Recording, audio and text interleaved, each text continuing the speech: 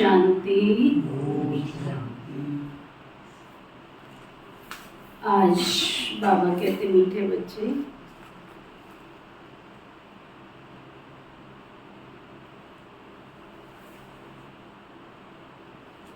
बाबा सबके सामने हाजिर हुआ। मीठे बच्चे बोलते हुए दिखा। किस किस को दिखा?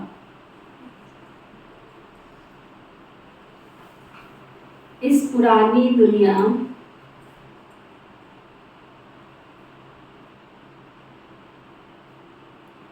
पुराने मांडवे से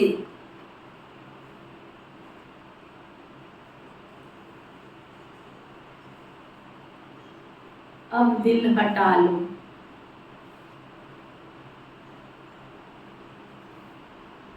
इस पुरानी दुनिया पुराने मांडवे से तुम्हें बाबा के पास जाना है।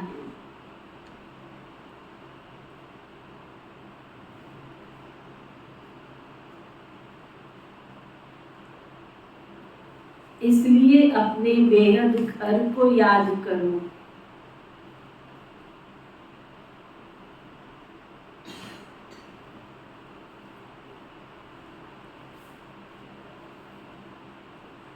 क्या समझ में आया?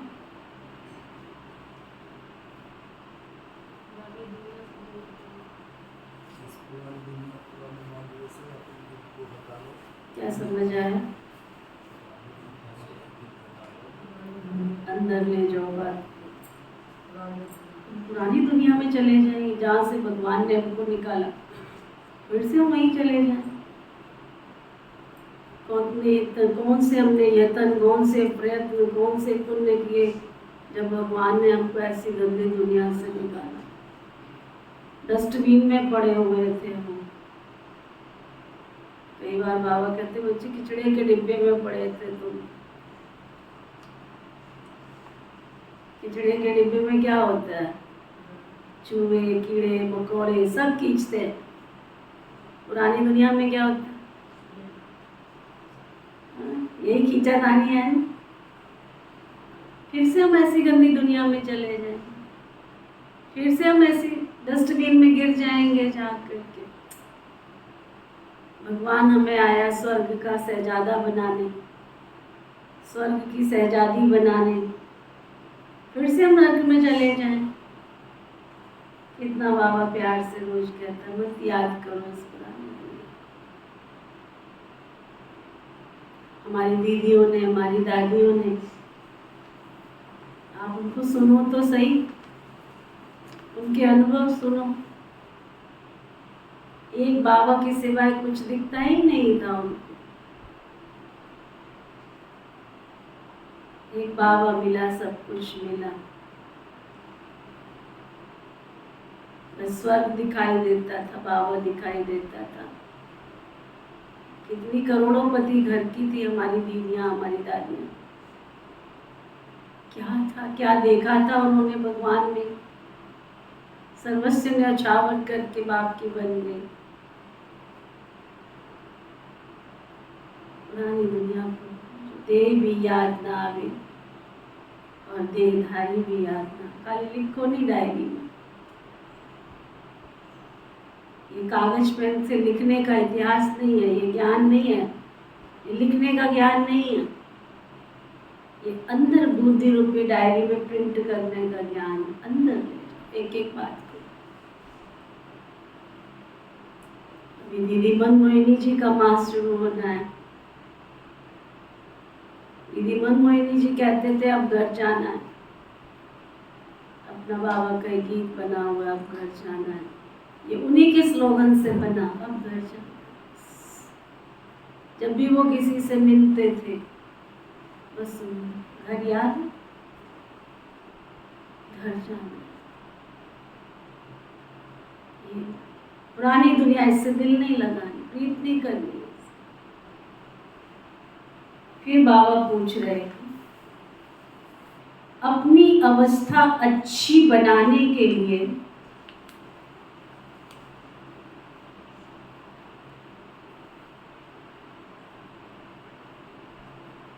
बात का बहुत बहुत ध्यान रखना चाहिए।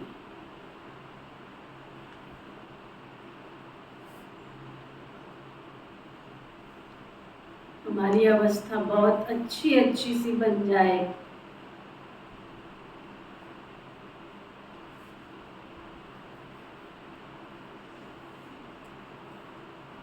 किस बात का ध्यान रखना चाहिए?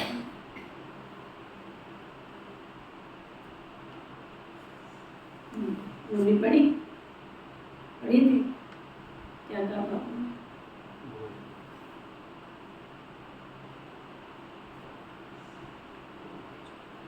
तो बाबा कहते भोजन का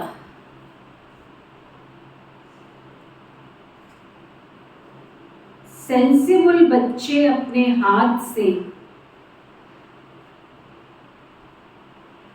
योग में रहकर भोजन बनाएंगे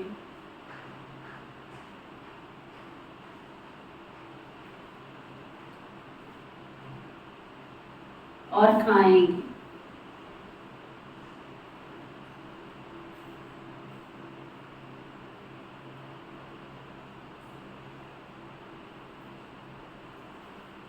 अगर कोई बाबा को याद कर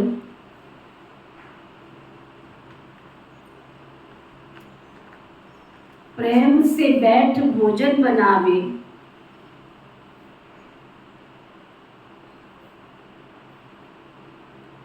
और खाए तो अवस्था बहुत अच्छी हो सकती।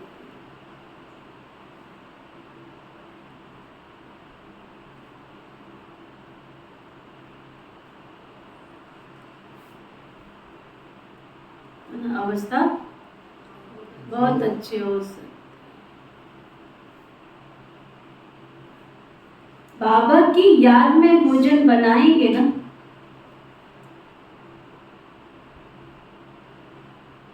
तो बाबा भी वासना लेंगे तुम्हारे भोजन की।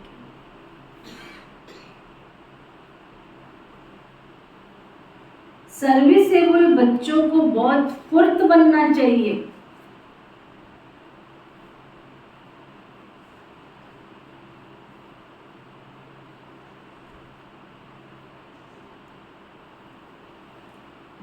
हर प्रकार की सेवा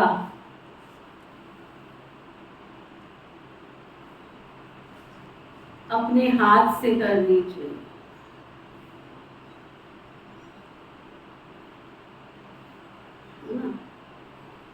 सर्विस एबल बच्चों को बहुत फुर्त बनना चाहिए। हर प्रकार की सेवा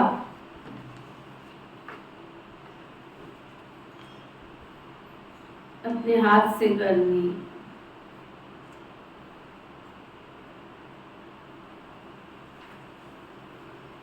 क्या समझ आया? बाबा कितना प्यार करता है। नोट करो कि बाबा मुझे कितना प्यार करता है। जो कमी दिखती है वो फट से बाबा आके कह जाता। और कैसे कहेगा? बाबा को समझाने के दो ही रास्ते, तुम्हारी कोई कमी, तुम्हारी कोई मन की संकल्प, कोई बात बाबा तक पहुंचती है, या तो बाबा मुरली में कहेंगे या निमित्त से कहलवाएंगे। तीसरा तो कोई रास्ता नहीं।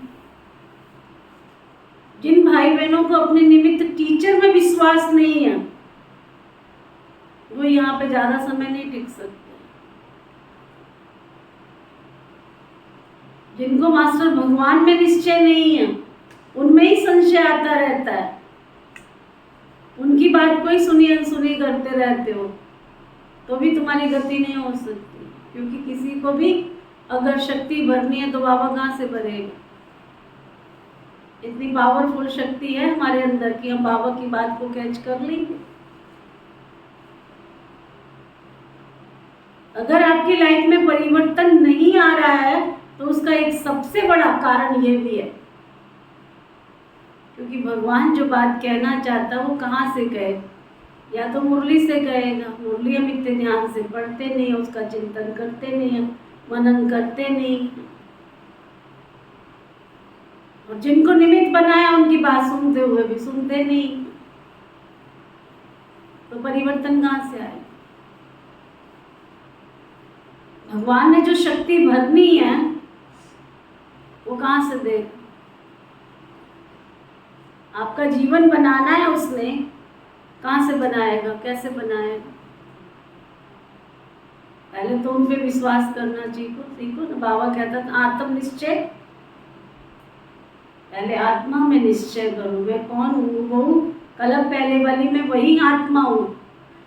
कौन सी वाली? जिसने भविष्य में श्री देवी देवता बनना है, श्री लक्ष्मी श्री नारायण बनना, वो वाली आत्मा हूँ। अपने आप में निश्चय, परमात्म निश्चय,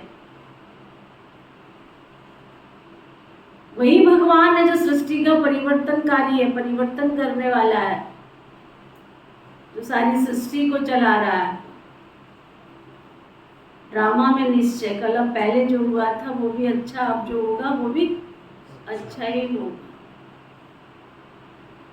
डिवाइन परिवार में निश्चय, दैवी फैमिली में निश्चय, ये जो परिवार है, ये कलम पहले वाला मेरा परिवार।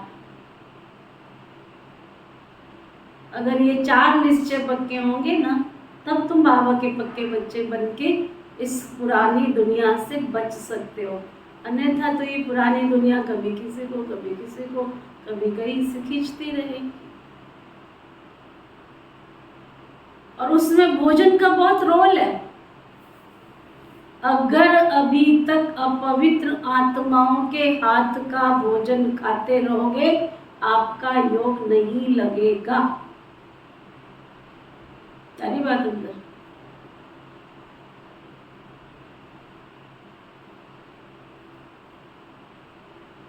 अगर भोजन शुद्धि नहीं है तो मन कहाँ से शुद्ध होगा, और मन शुद्ध नहीं है तो परमात्मा की याद अपवित्र मन में तो ठहर ही नहीं सकती। इसलिए सबसे पहले हमारा योगी बनने से पहले लक्ष्य हो कि हमारा भोजन शुद्ध हो। अन्न शुद्ध तो वाणी शुद्ध, वाणी शुद्ध व्यवहार शुद्ध। ऐसी वैसी चीज तो गले से नीचे उतरनी भी नहीं चाहिए। भूखे रहना मंजूर है, चलेगा। भक्ति में जब व्रत करते थे ना, कोई कितना भी खिलाता था, खाते थे, खाते थे। तो बाबा के बच्चे बन गए तो संकल्प लिया ना, पवित्र भोजन के सिवाय दूसरा कोई भोजन अंदर जाने नहीं देंगे। बाबा के ऐसे ऐसे बच्चे हैं जिन्होंने पक्की व्रत, पक्का संकल्प लेके अन्न शुद्ध। इस ब्रह्मा कुमारी विश्वविद्यालय में सबसे बड़ी चीज ही है अन्न शुद्ध नहीं तो आपका संग शुद्ध नहीं हो सकता है, वाणी शुद्ध नहीं हो सकती, व्यवहार शुद्ध नहीं हो सकता है। जैसा खाएंगे अन्न वैसा होगा मन। जो खुद विकारी हो तुमको निर्विकारी कैसे बना सकता है? बाबा के घर में भोग लगाने की प्रथा क्यों चली? क्यों चली बाबा के घर में भोग लगाने की प्रथा? बाबा के घर का ये भोग अंदर जाएगा तो भोगनाओं को काटेगा। 63 जन्म की जो भोगनाएं अंदर भरी पड़ी हैं वो इसको चुकतू करेगा। अब ब्राह्मण आत्माओं का भोग से ही प्यार नहीं है तो भोगना में भोग लो, या फिर भोगनाओं को भोग खा के काट लो। और ऐसे नहीं कि हाँ दीदी ने कहा था इसलिए, अंदर से मेरी वो भावना, वो दिल से प्यार, वो दिल से स्नेह, श्रद्धा से अगर मैंने स्वीकार किया है तो वो मेरी भोगनाओं को काटेगा, नहीं तो नहीं। इसलिए अमृत पीना, दादी जानकी जी सुनाते अपना अनुभव। जब से वो बाबा की बच्ची बनी तब से लेके अब तक, जब तक उन्होंने सुनाया था, कहते एक दिन भी ऐसा नहीं, एक दिन भी कि बाबा के कमरे में बाबा से दृष्टि ना ली हो, सतगुरुवार दृष्टि ना ली हो और अमृत ना पिया हो। अमृत के बिना तो अंदर कुछ पुरानी दीदी दादियों का संकल्प होता था, यहाँ से कुछ गिराई नहीं जाएगी अंदर। इस शरीर को शुद्ध बनाना है, उसके लिए अमृत का बहुत महत्व है। ये अमृत कोई पानी नहीं है। हमारे में से किस किस को इतना प्यार है अमृत से? हाथ उठाओ।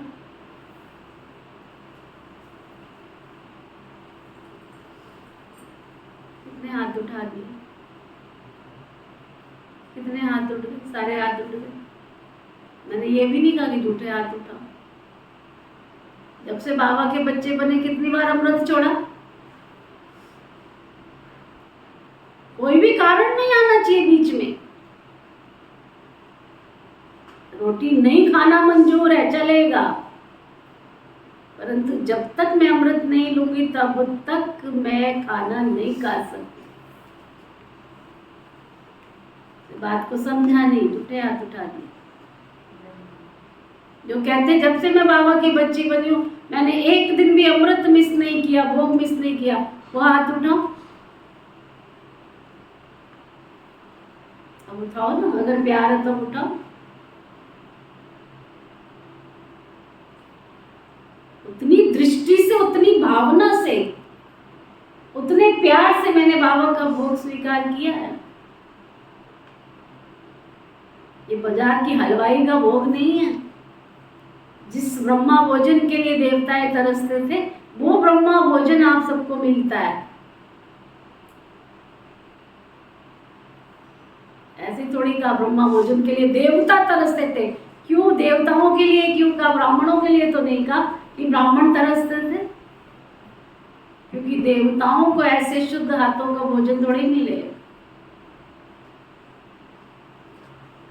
तो बाबा के घर के इस भोजन की बहुत बड़ी विशेषता है। और जो ब्राह्मण आत्माएं बाबा के भोग से प्यार करती है, अमृत से प्यार करती है, आओ वाहो, निंदा हो, स्तुति हो, जय हो, पराजय हो, लाभ हो, हानि हो, किसी भी परिस्थिति में यहां से अशुद्ध भोजन अंदर नहीं जाएगा, कुछ भी हो जाए। ऐसी दृढ़ता संपन्न आत्माएं थी बाबा के सामने, वो आज तक इस यज्ञ को चला रही।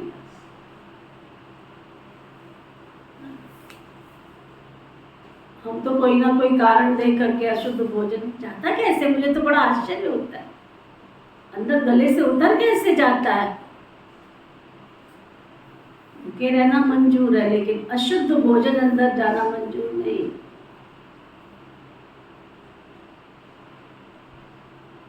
तब बाबा की याद ऐसी ठहरेगी, फिर आप याद नहीं करोगे, आपको मेहनत नहीं करनी पड़ेगी। ऐसे लगेगा हर घड़ी बाबा, जहां शुद्धता है वहां पर भगवान तो खुद ही दौड़े हुए चले आते हैं।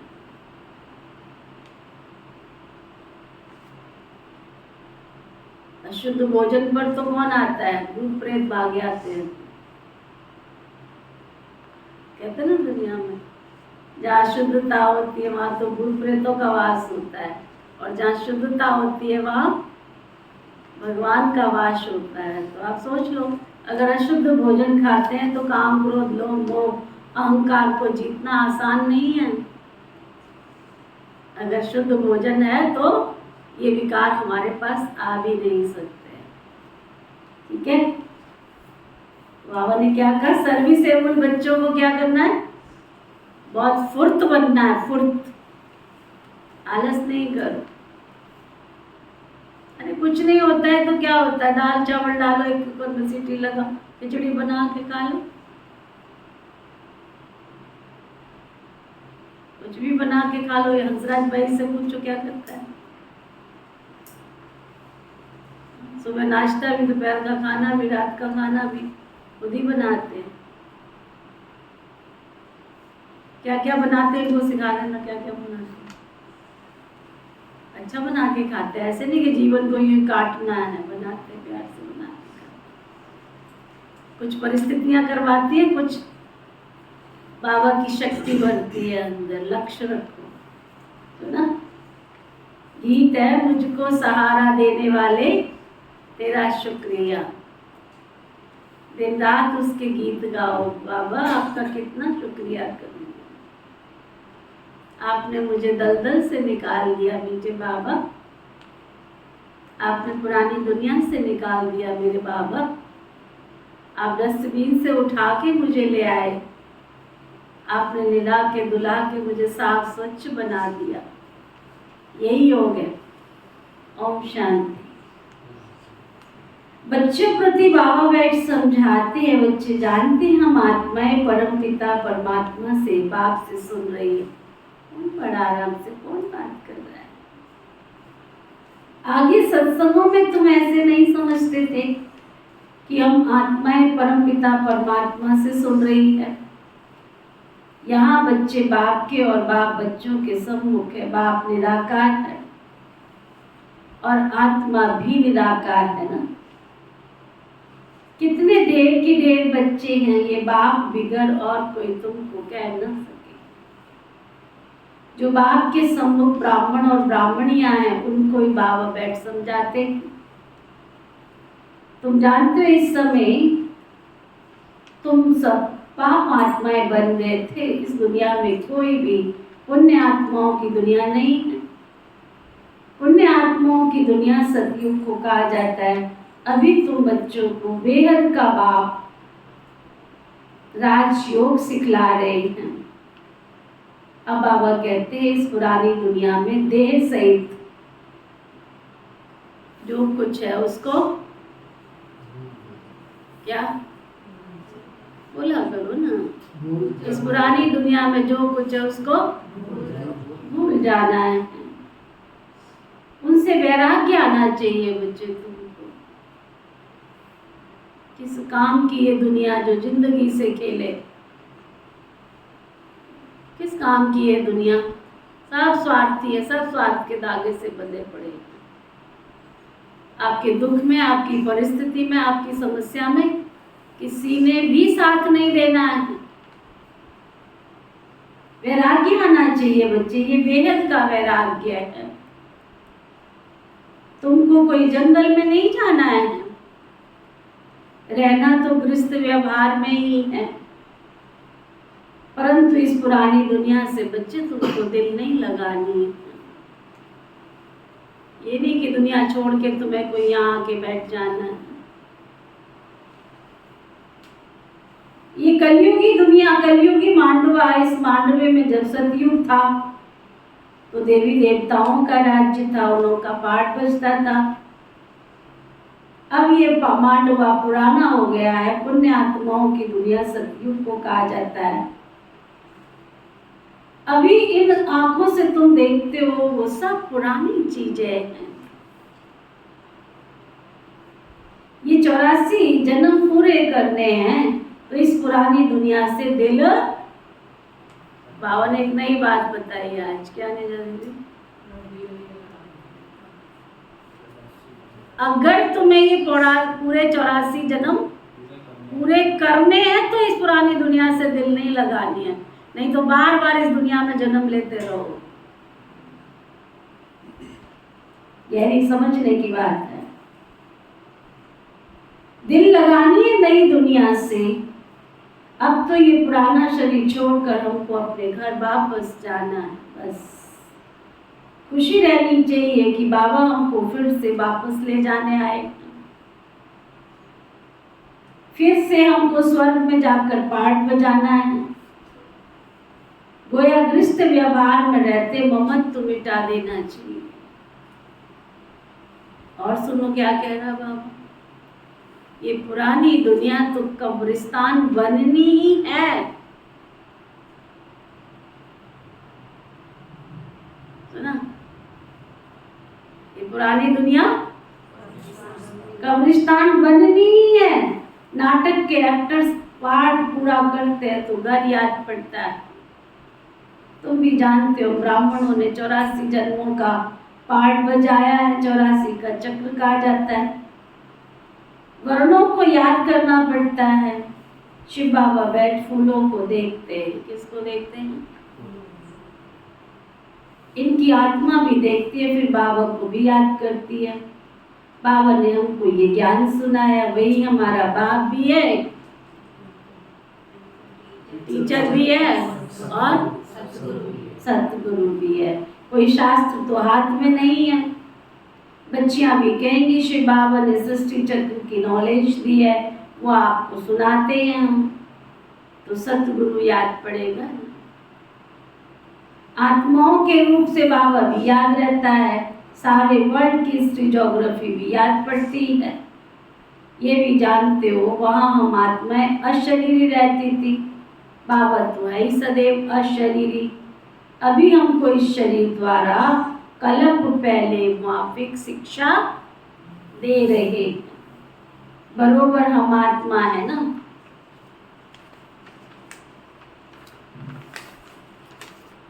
पुण्य आत्मा पाप आत्मा कहा जाता है।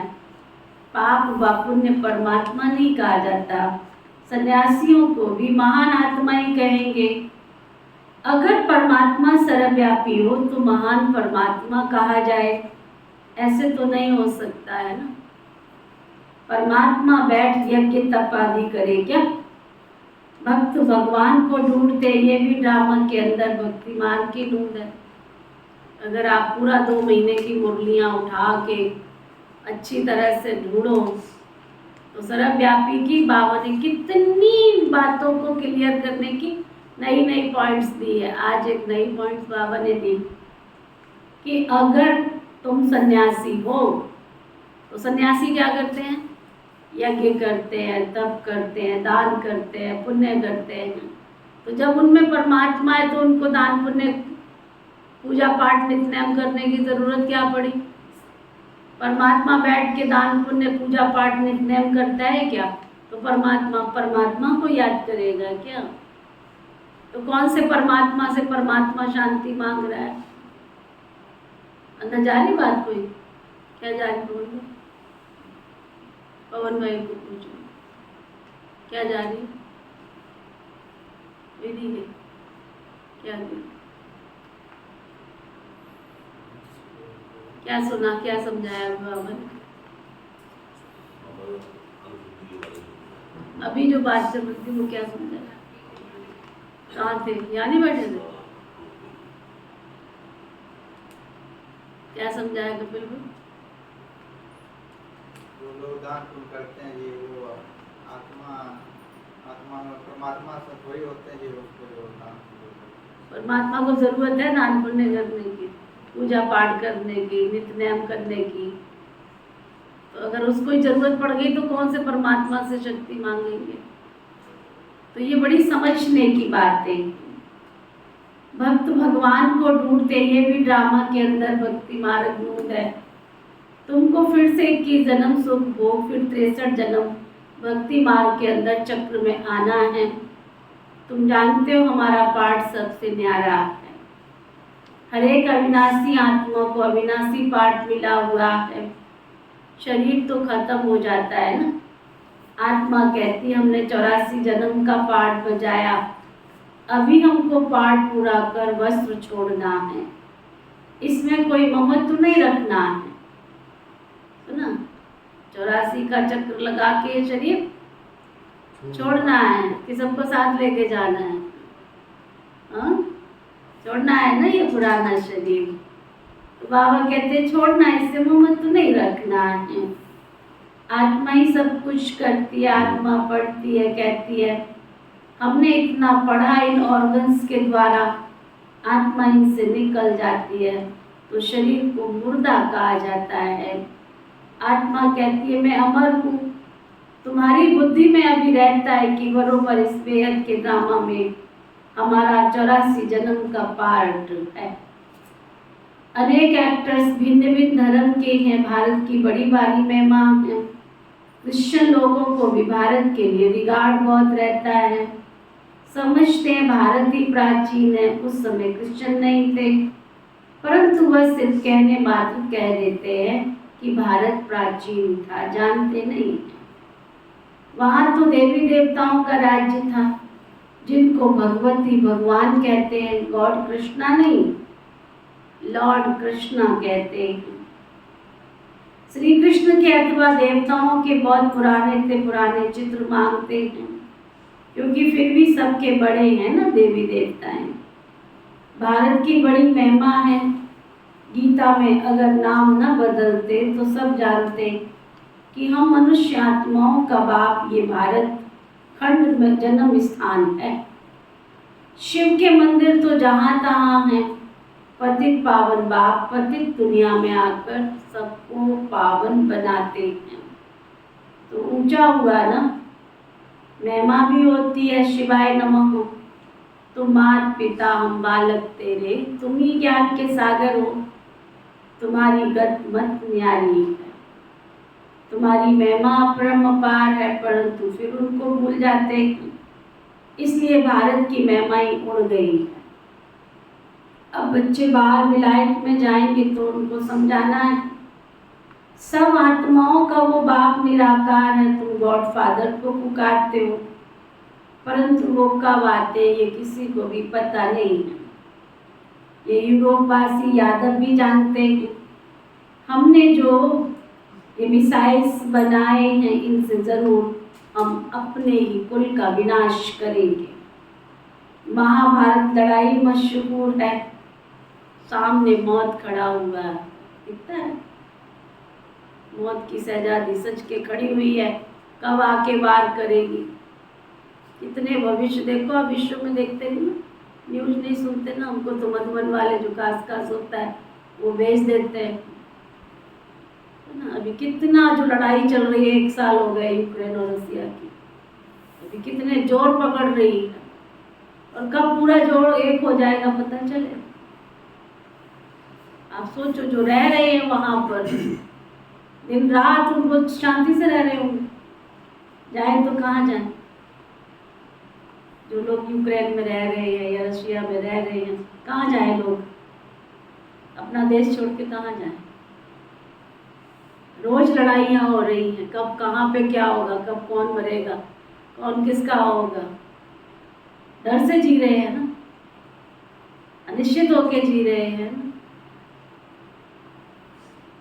आप ये देखो कितने भूकंप आ रहे हैं, 2-3 देश तो खत्म ही हो गए हैं सुनने में जो आ रहा है।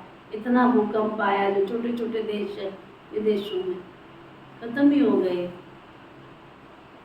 आपके इंडिया में 4-5 बार भूकंप आ गया इतने दिनों में, 1 महीने के अंदर।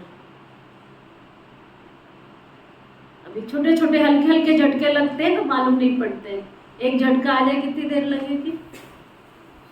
किसकी बात कर रहे हैं? विनाश सामने खड़ा हुआ है, बाबा कहते मौत सामने खड़ा हुआ है।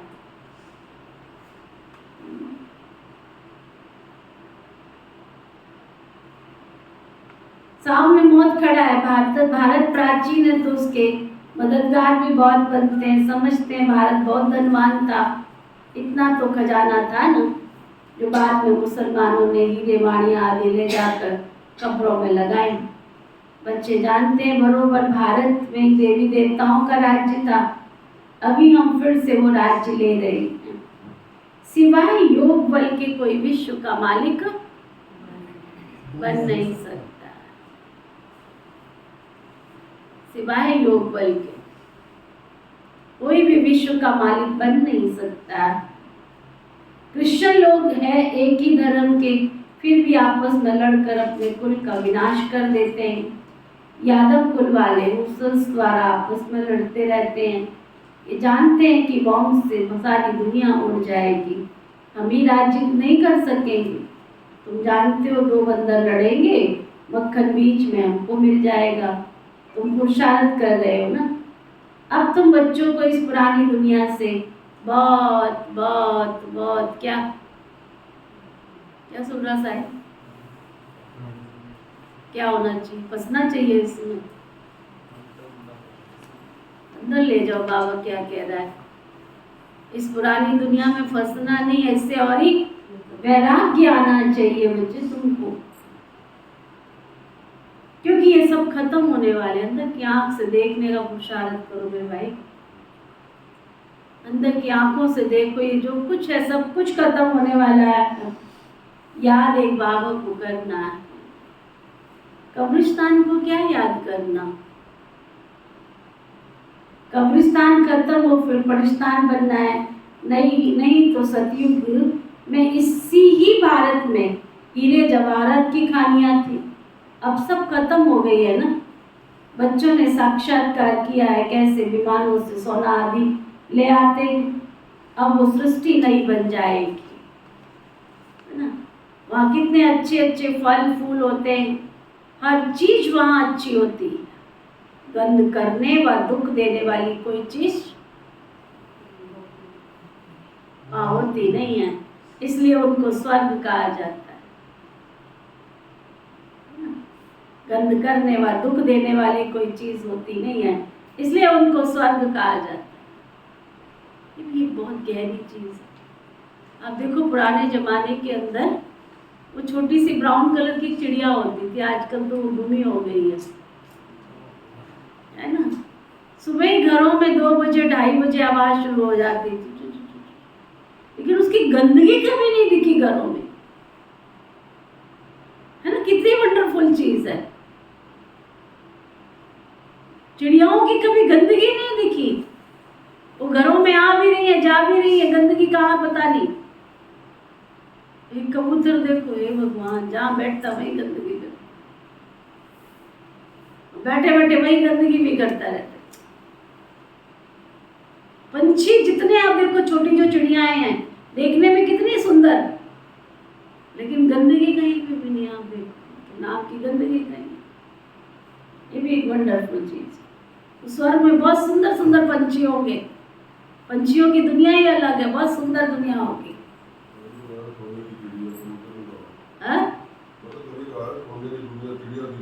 हाँ, भारत सोने की चिड़िया कहते हैं, कबूतर थोड़ी कहते हैं। कबूतर को कहते हैं शांति का प्रतीक, पता है।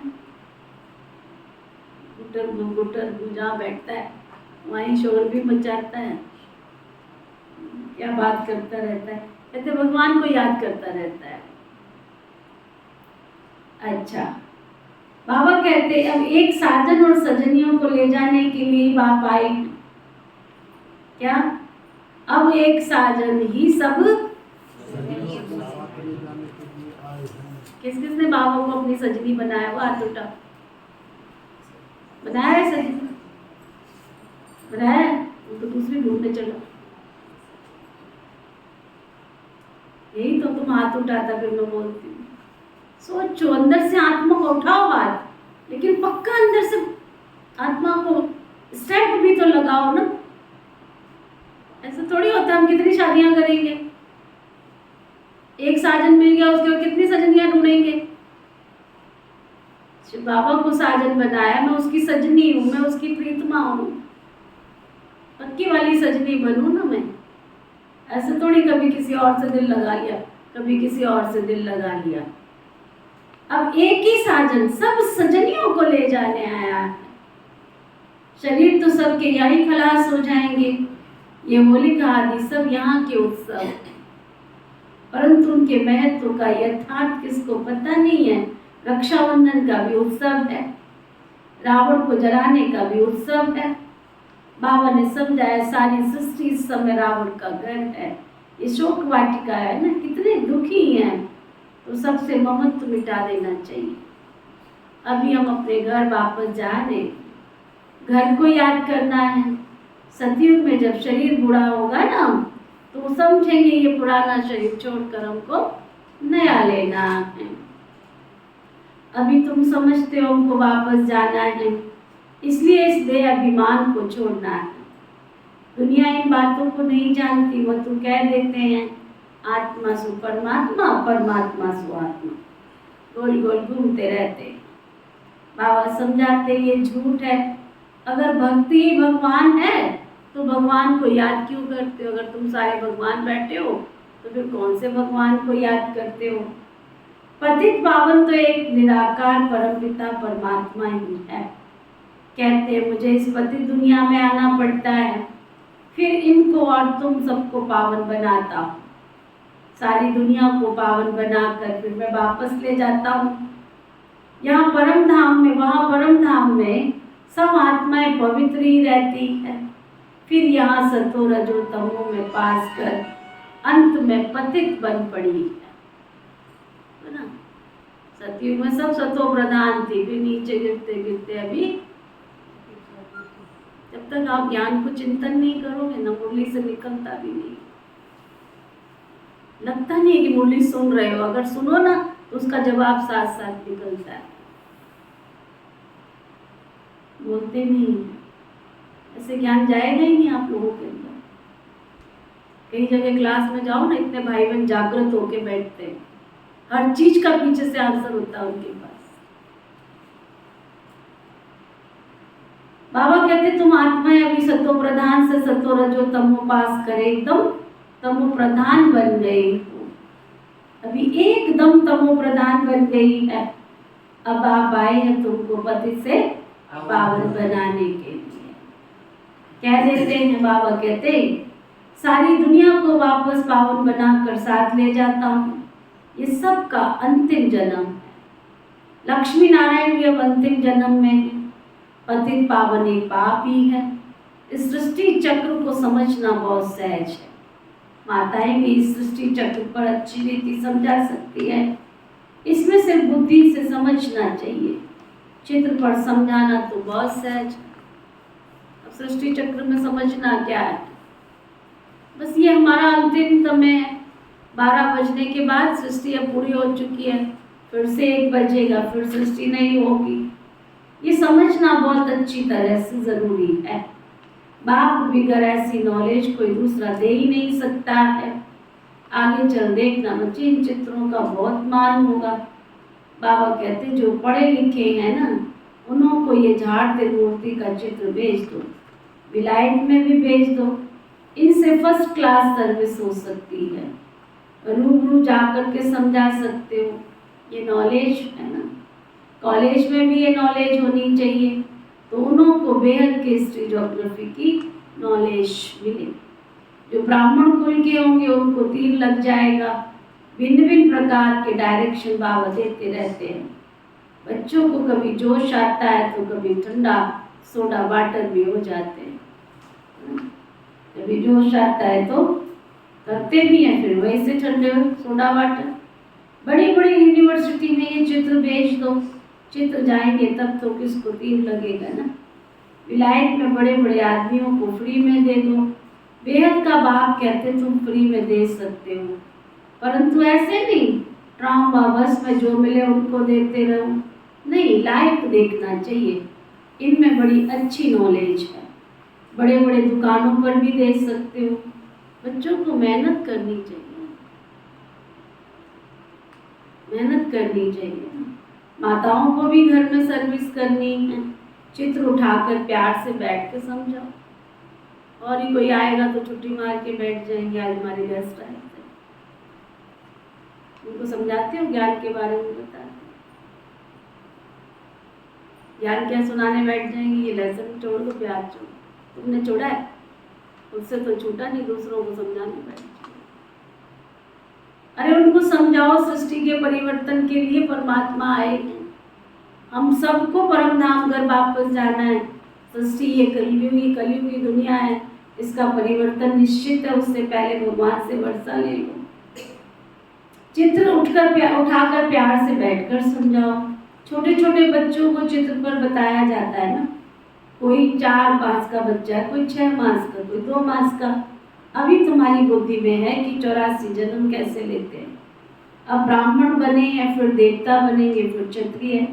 ऐसे ऐसे अपने आप से बातें करनी। मैं आत्मा ही पहले क्या थी, देवता थी, फिर मैं ही क्षत्रिय बनी, फिर मैं ही वैसे और शूद्र, अब मैं ब्राह्मण बनी। ऐसे ऐसे अपने आप से बातें करनी चाहिए। तुम पारलौकिक बाप से बातें करने वाले हो ना। ये है विचार सागर मंथन करना। जितनी सर्विस करेंगे उतना तुमको, क्या सुन रहा साहिब, थोड़ा तो आंखें खोलना।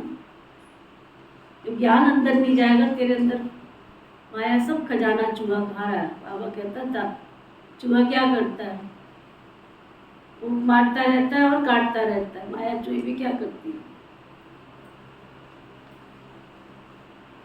थोड़ा तो ध्यान से सुनो ना, लिखो, नहीं आता है खड़े होके मुरली सुनो।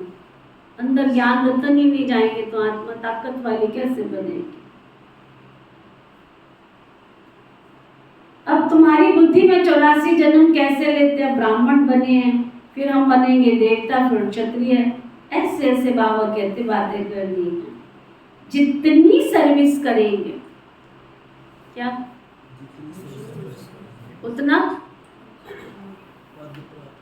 उतना इजाफा मिलेगा। तुम गॉडली सर्विस पर हो। बाबा कहते भल गृहस्थ व्यवहार की संभाल करो। 8 घंटा सर्विस में लगाओ। कितने घंटे लगाते? कितने कह रहा है बाबा? कितने लगाते? चेक करो। कल भी बाबा ने कहा, परसों भी बाबा ने कहा, कितने घंटे लगाते ईश्वरीय सेवा में? साहिल को पूछ रही, कितने घंटे लगाते? 8 घंटे लगाते बाबा की सेवा में? बाबा की आज्ञा मान रहे? बाबा कैसे बचाएगा? फिर नौकरी की तनख्वाह कैसे देगा? अगर बाबा की सेवा करोगे नहीं तो बाबा नौकरी की तनख्वाह देगा कहाँ से? तो गॉडली सर्विस करो। बाबा कहते हैं बल गृहस्थ व्यवहार की संभाल करो, 8 घंटा सर्विस में लगाओ, तुम्हारा बेहद का तुमको खजाना मिलता है। वहाँ लाल हरे नीले पीले नोट आते देख के बड़ी खुशी होती है, आंखें खुल जाती है, नींद नहीं आती है। यहाँ बाबा उनको खजाने दे रहा है, वो उनको दिखते नहीं। जिनकी मन की आंखें देखे, ब्रह्मा की मन की आंखों ने देखा तो उसको तो नींद नहीं आई।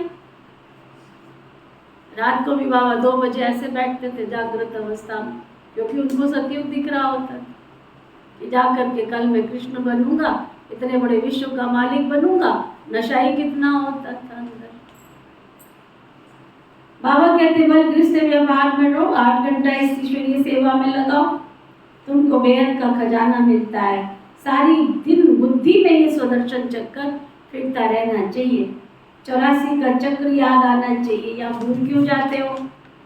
जितना सिमरन करेंगे उतना बाबा के गले का हार बनेंगे, फिर विष्णु के गले का हार बनेंगे। घड़ी घड़ी बच्चों को समझाया जाता है, यहाँ धारणा अच्छी होगी ना, क्योंकि यहाँ कोई मित्र संबंधी आदि तो है नहीं तुम्हारे। सर्विसेबल वह जो सारा दिन, नोट करो सभी अच्छी तरह से, कागज की डायरी के साथ साथ बुद्धि रूपी डायरी पे नोट करो सारी मुरली का। कितना अच्छी बात बाबा कहने जा रहे हैं। सर्विसेबल वह जो सारा दिन सर्विस में लगा रहे, बाबा की मुरली सुने, रिपीट करे, नोट करे। कितनी बातें पक्की कराई? सारा दिन क्या करे? सेवा। दूसरा मुरली सुने। तीसरा मुरली को रिपीट करे। फिर चौथा नोट करे। कितनी बातें बताई? क्या क्या?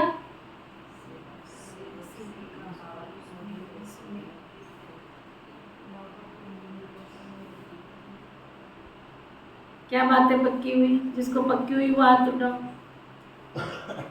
क्या?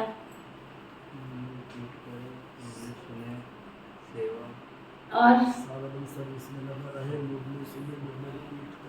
सारा दिन सर्विस करे, मुरली सुने, ये रिपीट करे, नोट करे। टीचर समझते हैं हमारे स्कूल में बहुत पास हो निकले तो गवर्नमेंट इजाफा देगी। तुम ब्राह्मणों को भी ऐसा ही रहना चाहिए ना। हम झुंड के झुंड अच्छा तैयार कर बाबा के पास ले आए। इसको कहते हैं सेंसिबल बच्चे। खुदा देखो, अरे मैं सेवा करके अपने हम साथी तैयार हूँ, खुद का ही ठिकाना नहीं, कहाँ जा रहे हैं। बाबा कहते तुम खुद तैयार करो सेवा सेवक बन करके। इसको कहते हैं सेंसिबल। अगर कोई मेहनत नहीं करते हैं तो भी बाबा के पास रिपोर्ट आती है। आराम तो हराम है ना, आराम से बस खाते पीते सोते रहते हैं, आराम भी तो हराम है। टीचर ऐसा फुर्त होना चाहिए जो 10-10 सेंटर संभाले ले जाते थे। यहाँ तुमसे 4 नहीं संभल रही। एक कहता है मैंने शादी करनी, दूसरा कहता है शादी में जाना है, तीसरा कहता है मैंने ये करना है, और 5वां कहता है 10 दिन की छुट्टी है, 10 आके एक कहता महीने की छुट्टी। खुद ही लगे पड़े हैं। अरे सेवादारी तो सेवा बन के एक घर में गीता पाठशाला खुली हुई होनी चाहिए। खुद ही क्लास में लुढ़क पुढ़क के आते। कितना बाबा उमंग उत्साह बढ़ता है। ये देखो एक कपिल भाई के घर में पूरी एक गीता पाठशाला चल सकती है, पूरी भी एक गीता पाठशाला की मेंबर है। हमको नहीं आना, खुद ही बैठ के सबको शाम को मुरली सुनाओ, नियम बना लो, सब मेरे को बैठो, आप बैठते हो ना सारे मिलके, मुरली सुनाओ। कोई तो ज्ञान की पॉइंट अंदर जाएगी उनको, कोई तो बाबा वहां पे बैठ के कुछ तो उनकी शक्ति भरेगा। पूरे परिवार को बिठा के आधा घंटा मेरे साथ सबने बैठना, अगर मेरे से प्यार है ना तो सबने बैठना। छोटी गीता पाठशाला, आपके घर में भी दोनों मियाँ भी क्या करते, सारे आराम से उस कॉलोनी की सेवा कर सकते। सब एक ही कॉलोनी से आते, दूर दूर से, थोड़ी दीदियाँ थोड़ी जा करके बैठती है। तुम बुलाओ ना दीदियों को, आगे क्लास कराए दीदियाँ।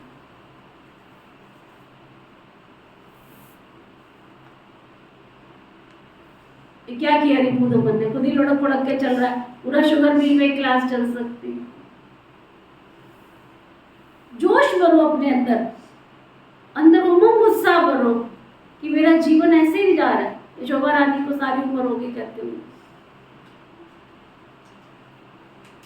कितनी आत्माओं का कल्याण किया। खुद को लगन हो, शाम को मैंने बैठना ही है, दीपक जलाना ही है, क्षमा जलेगी तो परवाने आएंगे, ला के बैठो ना, कोशिश करो ना। इधर उधर भागता रहे, 5-6 घंटा नींद किया काफी है, बाकी मेहनत करनी चाहिए। अच्छे सेंसिबल बच्चे कोई कोशिश कर भोजन भी अपने हाथ से बनाएंगे, अच्छे सेंसिबल बच्चे कोशिश करके भोजन भी अपने हाथ से बनाएंगे। बाबा को याद कर प्रेम से बैठ भोजन बनाए और खाए तो उनकी अवस्था बहुत अच्छी रहेगी। बाबा भी चाहते अपने हाथ से बनावे, हो ना। और कैसे बाबा कहे, बाबा चाहता है कि अपने हाथ से बनावे। बाबा को याद कर बनाएंगे ना तो बाबा भी वासना लेंगे, बाप की याद से बहुत उन्नति होगी। सुदर्शन चक्कर फिराते रहो, समझा। अच्छा, मीठे मीठे सिके हृदय बच्चों प्रति माता पिता बाप दादा का याद प्यार और गुड मॉर्निंग। रूहानी बाप की रूहानी बच्चों को नमस्ते। हम सब रूहानी बच्चों की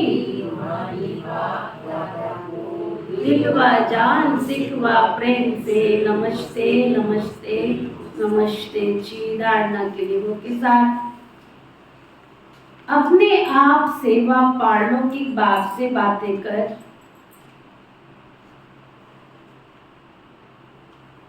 विचार सागर मंथन में बुद्धि को बिजी रखना है।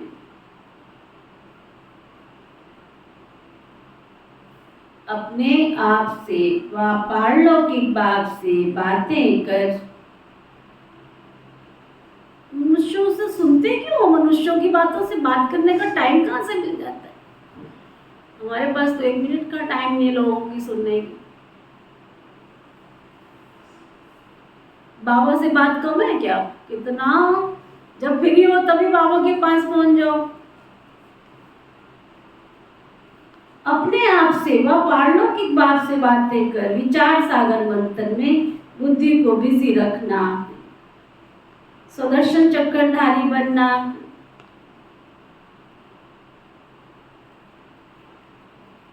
अभी हम वापस अपने घर जा रहे हैं।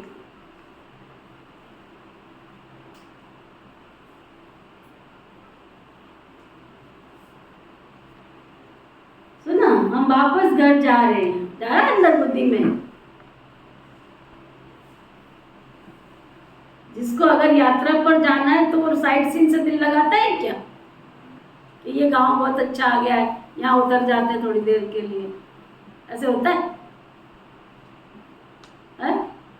होता है कि यहाँ उतर जाते, ट्रेन में चढ़े हैं, बहुत सुंदर सीन दिख गया, उतर जाओगे थोड़ी देर के लिए यहाँ।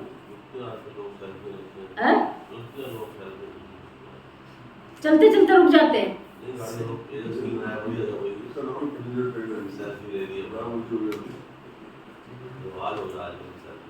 तो गाड़ी में जाते, ट्रेन में बुकिंग में जाते हैं क्या? ऐसा बुकिंग की बात चल रही है ना। हम यात्रा पर, हमारी बुकिंग हो चुकी है, हम ट्रेन में चढ़ चुके हैं कि नहीं चढ़ चुके?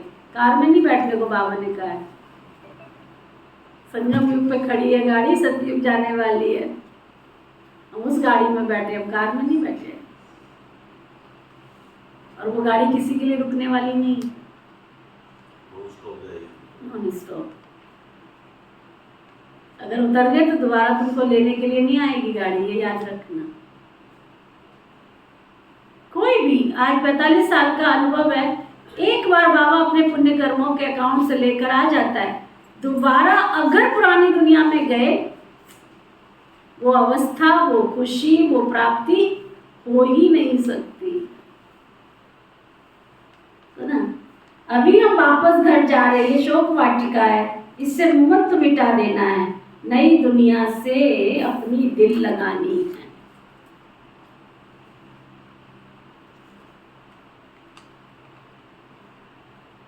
क्या हुआ मुरली का सार? सारी मुरली का सार, देह भी याद ना आवे और देहधारी भी याद ना आवे। वरदान सतगुरु प्यारे बाबा का वरदान,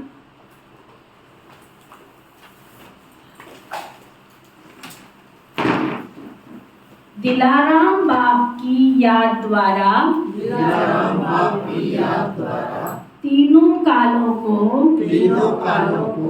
अच्छा बनाने वाले, इच्छा मुक्त भव। दिलाराम बाप की याद द्वारा तीनों कालों को अच्छा बनाने वाले, इच्छा मुक्त भव।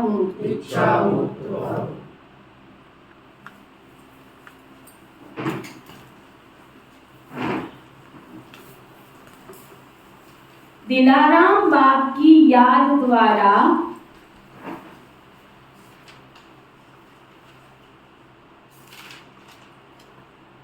तीनों कालों को अच्छा बनाने वाले,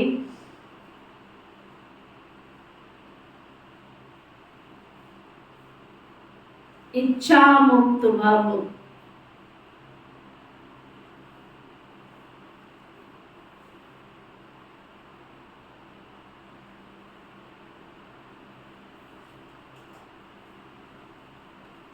जिन बच्चों की दिल में एक दिलाराम बाप की याद है, वह सदा वाह वाह के गीत गाते, सुनते सुनते चेक भी करते जाओ। उनके मन में स्वप्न में भी हाय शब्द नहीं निकल सकता,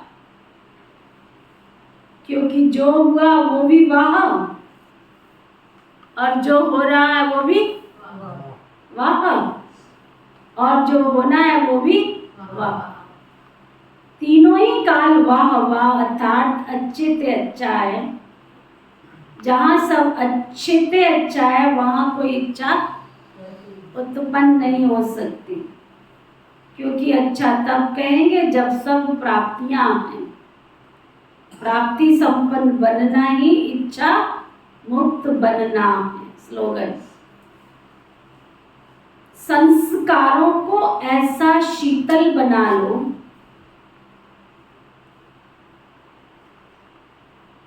जो जोश व रोम के संस्कार इमर्ज ना हो।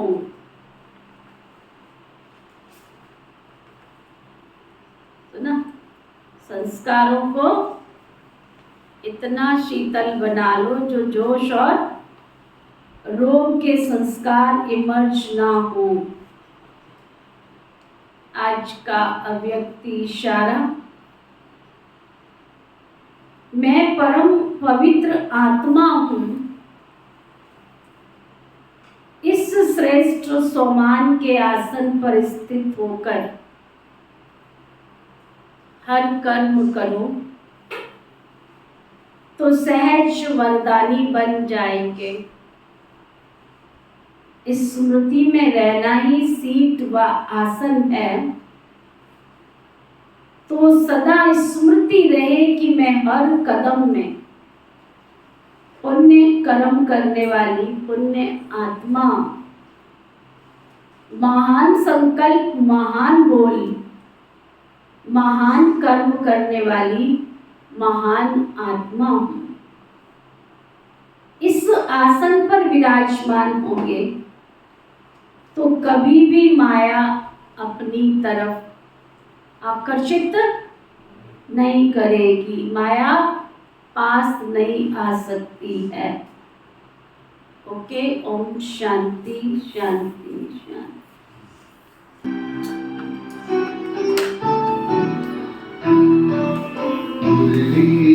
अमृत की धारा है धारा जो देती दुखों से किनारा। मुरली अमृत की धारा है धारा जो देती दुखों से किनारा। पूरे जीवन में हो जा शिव बाबा मुरली में समझा। पूरे जीवन में हो जा शिव बाबा मुरली में समझा। तुम्हें देव का बनना है प्यारा, देखो गलती न करना